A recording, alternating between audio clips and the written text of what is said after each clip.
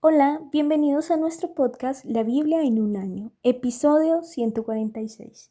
En el episodio de hoy vamos a hablar de el nombre del Señor. Barbara Clapham vino a vivir a Londres cuando tenía 33 años. Decidió que iba a buscar una iglesia y un domingo por la mañana llegó a HTV. La joven que estaba dando la bienvenida a la gente en la puerta le sonrió y le preguntó su nombre. Gracias a esa sonrisa, Bárbara regresó el domingo de la semana siguiente y al atravesar la puerta, la misma persona la saludó diciendo: «Hola, Bárbara». Gracias a que la persona de la puerta se acordó de su nombre, decidió que iba a regresar todos los domingos. Aquello ocurrió en 1947 y desde entonces Bárbara asistió casi todos los domingos hasta su fallecimiento poco después de celebrar su 100º cumpleaños. Tuvo un gran impacto en la vida de HTV, incluyendo ser responsable de la administración de las finanzas de la iglesia durante muchos años. Me pregunto si la joven de la puerta alguna vez tuvo idea de la diferencia que marcó al recordar el nombre de Bárbara. Hay gran poder en los nombres, pues son algo muy importante. Esto es cierto hoy, pero también lo fue aún más en la cultura hebrea, sobre la que leemos en la Biblia. Un nombre hebreo no es una simple etiqueta. El nombre del Señor revela quién es. Hoy vamos a conocer algunos aspectos que Dios nos revela a través del nombre de Jesús. Para empezar, acompáñenme a leer Salmos capítulo 68 del 1 al 6 en la versión Nueva Biblia de las Américas. Levántese Dios, sean esparcidos sus enemigos y huyan delante de él los que lo aborrecen. Como se disipa el humo, disípalos. Como la cera se derrite delante del fuego, así perezcan los impíos delante de Dios. Pero alégrense los justos, regocíjense delante de Dios. Sí, que rebosen de alegría. Canten a Dios, canten alabanzas a su nombre. Abran paso al que cabalga por los desiertos, cuyo nombre es el Señor. Regocíjense delante de él. Padre de los huérfanos y defensor de las viudas, es Dios en su santa morada. Dios prepara un hogar para los solitarios, conduce a los cautivos a prosperidad. Solo los rebeldes habitan en una tierra seca. Alabado sea el nombre del Señor. David exhorta: canten a Dios, canten salmos a su nombre, aclamen a quien cabalga por las estepas y regocíjense en su presencia. Su nombre es el Señor. Dios se revela a través de su nombre. Él dio su nombre a Moisés: yo soy el que soy, cuando vino a liberar a su pueblo de la esclavitud de Egipto. Del mismo modo vemos en este salmo que el Dios portador de este nombre tiene una especial preocupación por los marginados en la sociedad. Dios es un padre para los huérfanos, es un defensor de las viudas. Dios ubica a los solitarios en familia. Dios da un hogar a los desamparados, pone en libertad a los prisioneros y los llena de alegría.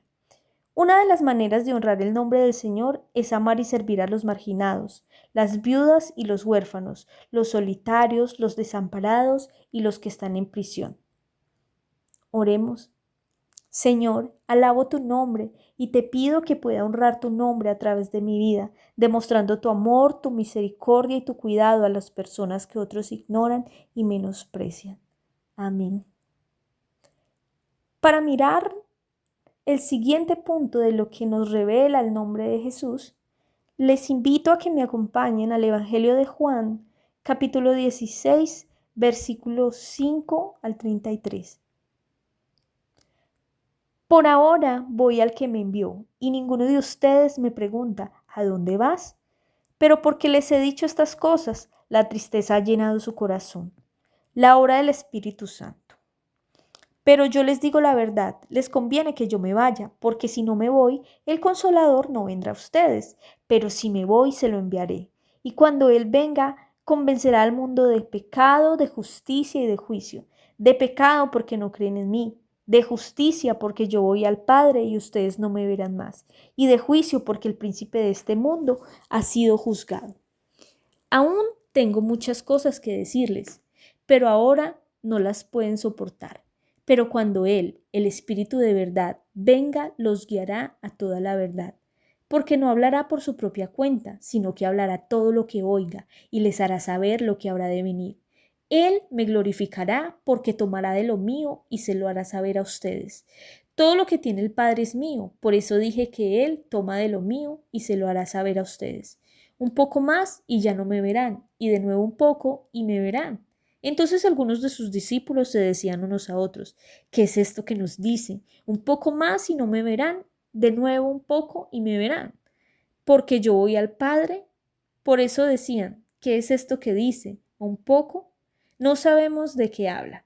Jesús sabía que querían preguntarle y les dijo, ¿están discutiendo entre ustedes sobre esto? Porque dije, un poco más y no me verán, y de nuevo un poco y me verán.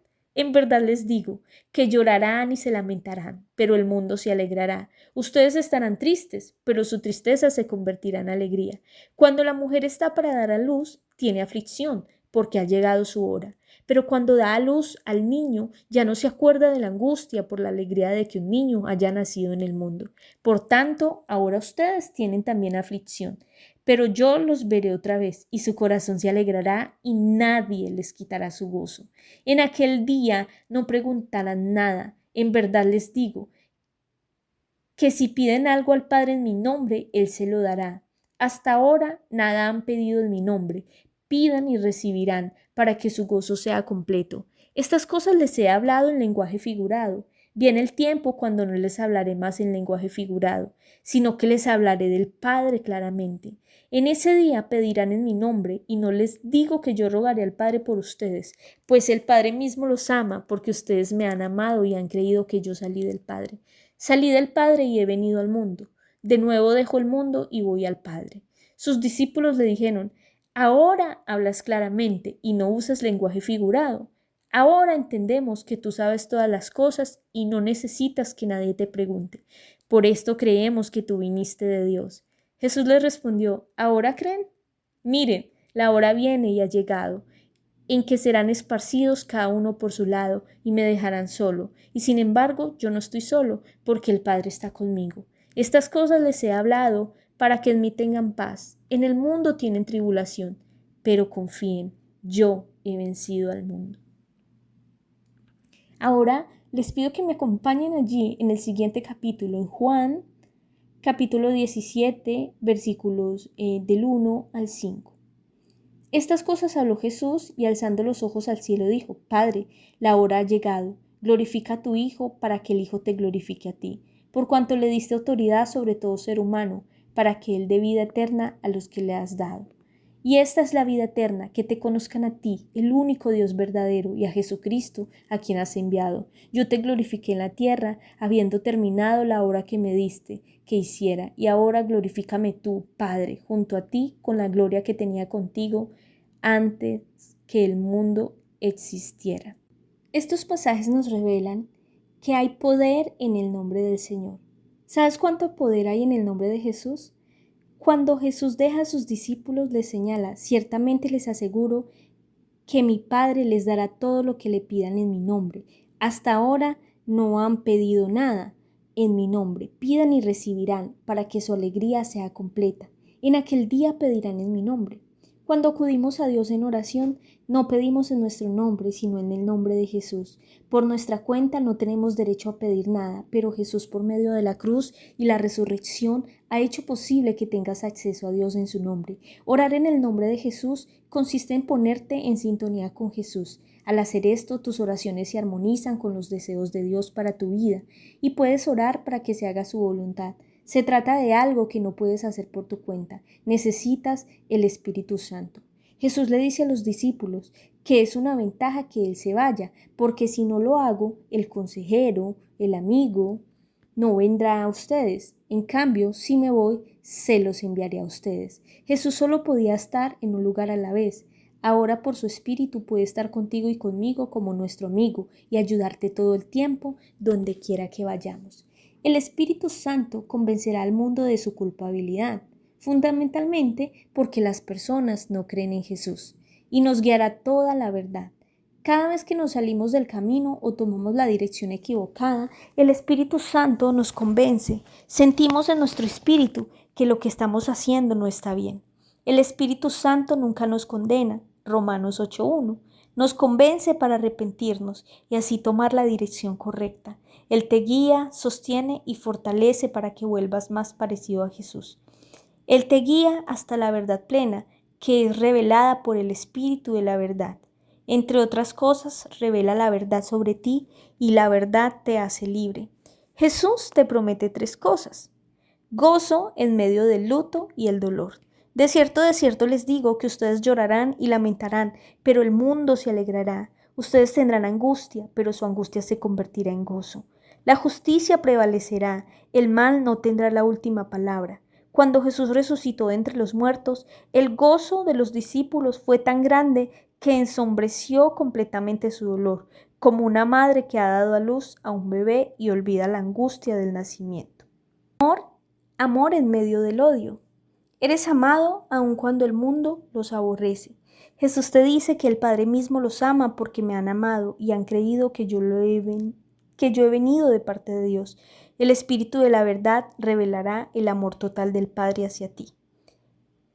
Otra promesa que te hace Jesús es paz en medio de los problemas. Jesús nunca te prometió una vida libre de problemas. De hecho, en palabras de la versión en inglés, Él dice que en el mundo experimentarás tribulación y pruebas, angustia y frustración, pero te promete perfecta paz y confianza en medio de estas pruebas, porque Él ha vencido al mundo. Le he privado de poder para hacerte daño y lo he vencido para ti. El don más importante que recibes del Espíritu Santo es una relación con Dios. En la siguiente oración Jesús destaca esto como la verdadera esencia y definición de la vida eterna. Y esta es la vida eterna, que te conozcan a ti, el único Dios verdadero, y a Jesucristo, a quien tú has enviado. Esta asombrosa descripción de la vida eterna está contenida en la oración de Jesús para que el nombre de Dios sea glorificado.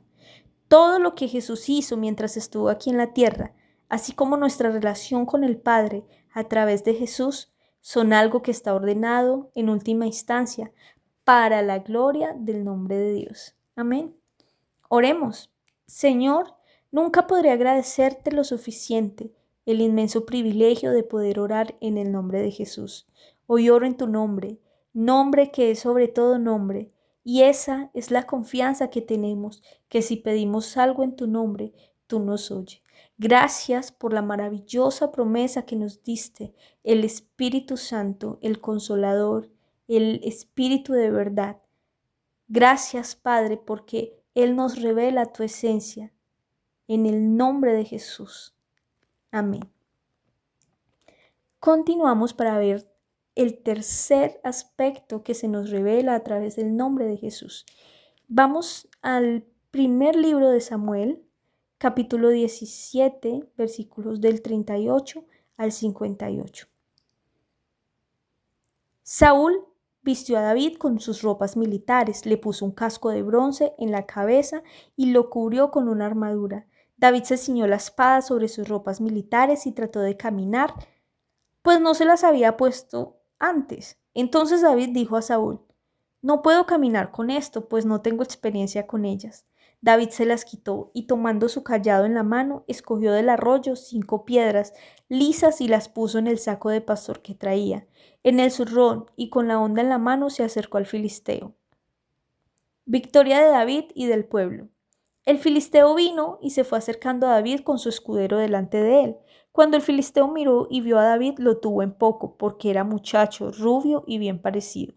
Y el filisteo le dijo a David: ¿acaso soy un perro que vienes contra mí con palos? Y el filisteo maldijo a David por sus dioses. También le dijo el filisteo a David: ven a mí y daré tu carne a las aves del cielo y a las fieras del campo. Entonces David dijo al filisteo: tú vienes a mí con espada, lanza y jabalina, pero yo vengo a ti en el nombre del Señor de los ejércitos, el Dios de los escuadrones de Israel, a quien tú has desafiado. El Señor te entregará hoy en mis manos, y yo te derribaré y te cortaré la cabeza.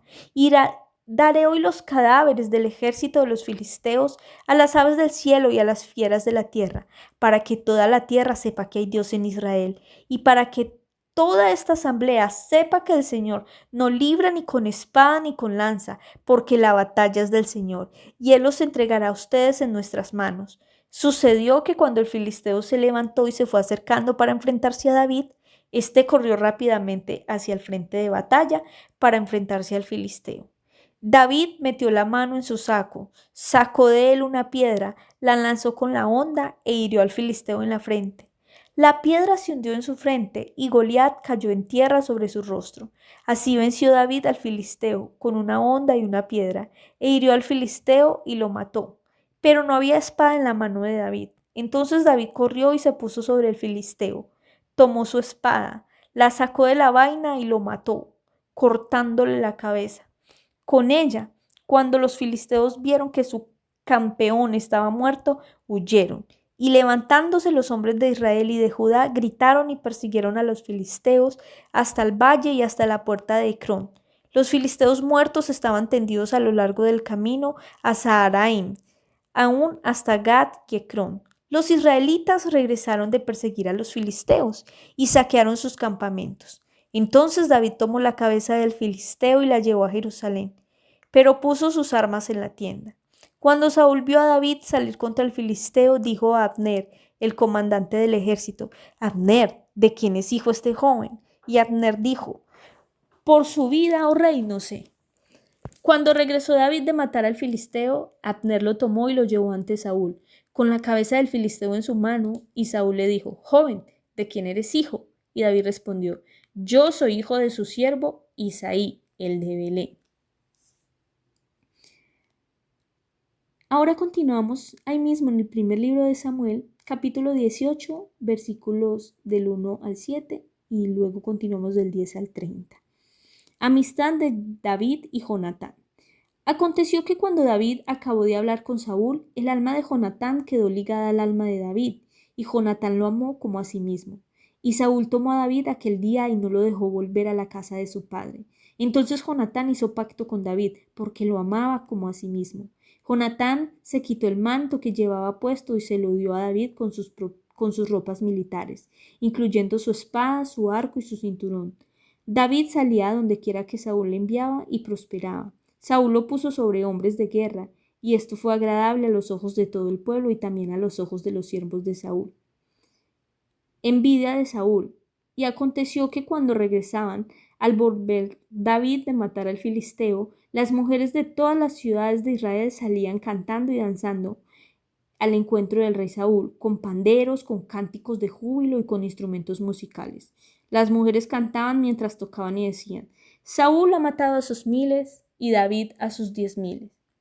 Versículo 10. Y aconteció al día siguiente que un espíritu malo de parte de Dios se apoderó de Saúl, y éste deliraba en medio de la casa, mientras David tocaba el arpa con su mano, como de costumbre. Saúl tenía la lanza en la mano, y Saúl arrojó la lanza, pues se dijo: clavaré a David en la pared. Pero David lo evadió 2 veces. Saúl temía a David porque el Señor estaba con él, pero él se había apartado de Saúl. Por tanto, Saúl alejó a David de su presencia, nombrándolo capitán de 1000 hombres, y él salía y entraba al frente de la tropa. David prosperaba en todos sus caminos, porque el Señor estaba con él.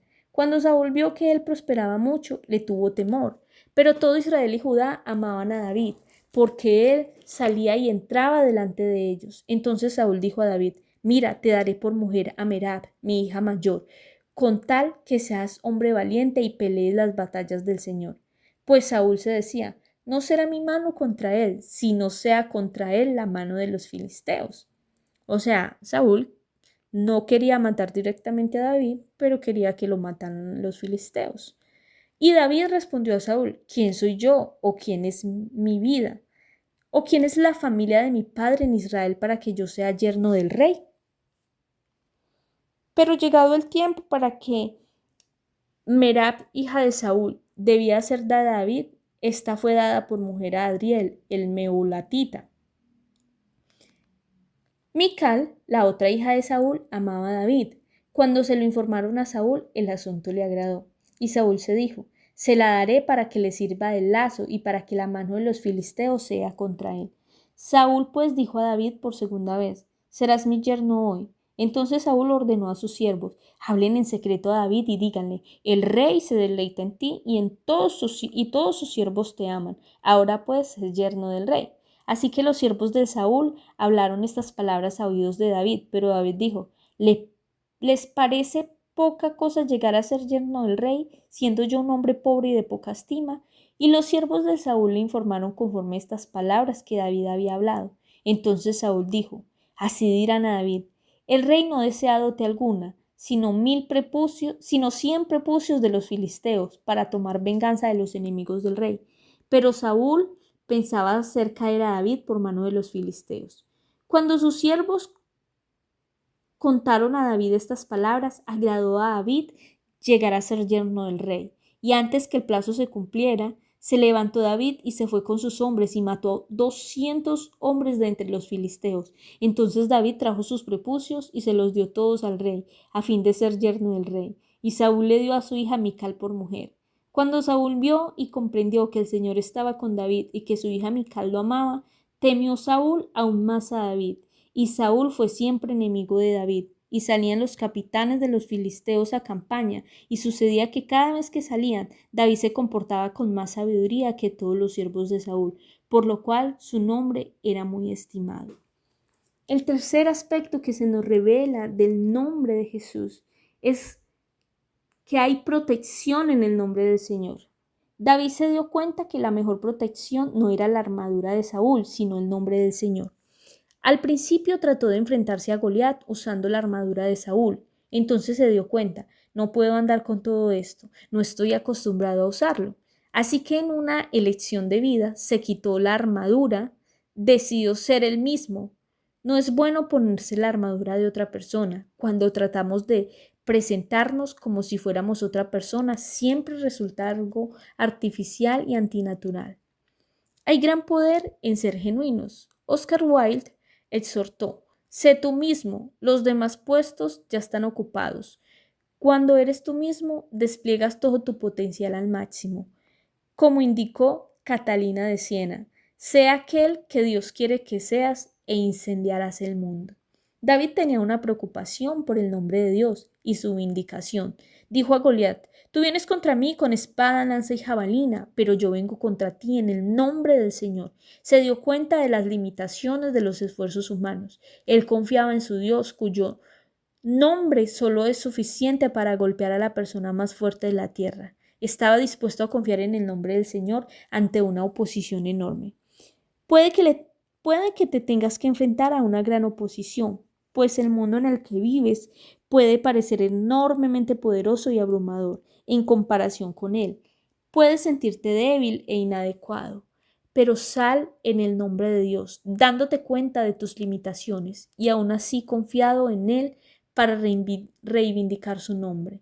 David tuvo éxito en todo lo que hizo porque el Señor estaba con él. El éxito de David provocó la ira y los celos de Saúl.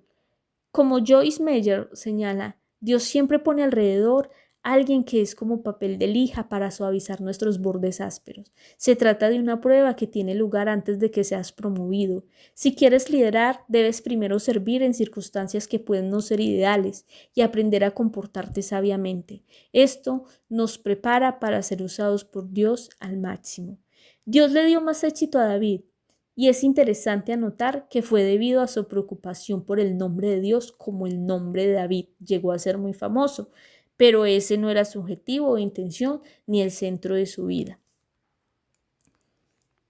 Es decir, David no buscaba su fama personal, David quería poner en alto el nombre del Señor.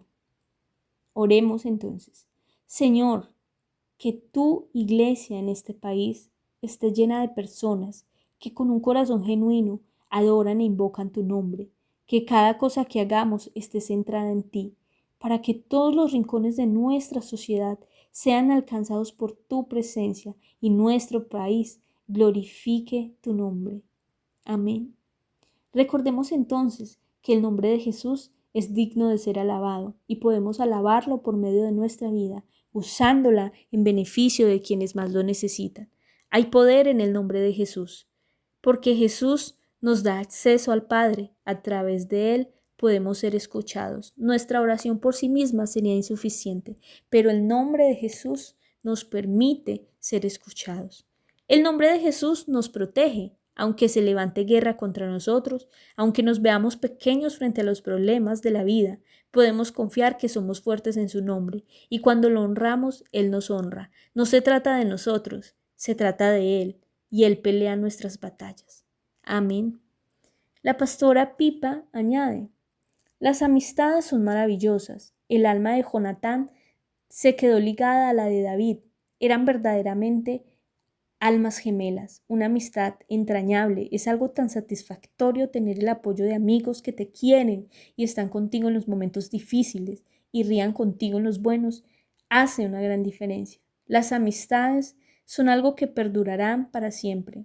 En el cielo no habrá restricciones de tiempo ni ninguno de los celos con los que David tuvo que lidiar.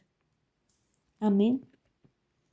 No olviden que este devocional fue escrito por el pastor Nicky Gamble de la iglesia HTV en Londres y la voz de este podcast, Estefanía Osorio. Hasta la próxima. Dios les bendiga.